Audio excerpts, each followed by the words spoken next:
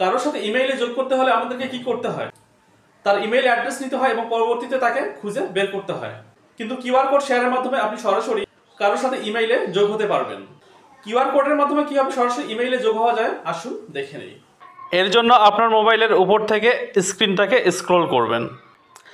Scroll করলে যে বারটা বের হবে সেখানে একটু ডান দিকে গেলে দেখতে পারবেন এখানে স্ক্যানার নামে একটা অপশন দেওয়া আছে। এই স্ক্যানারে একটা ক্লিক করে দিবেন। ব্যাস সাথে সাথে একটা ক্যামেরা ওপেন হয়ে যাবে। এই ক্যামেরার মাধ্যমে আপনি অন্য একটা মোবাইলের কিউআর কোড স্ক্যান করে নিতে পারবেন। এবার অন্য একটা মোবাইলে চলে যাচ্ছি। এবার যে মোবাইলের কিউআর কোড স্ক্যানের মাধ্যমে আপনি ইমেইল যোগ করতে চাচ্ছেন তার ইউটিউবটা আপনি ওপেন করে নেবেন।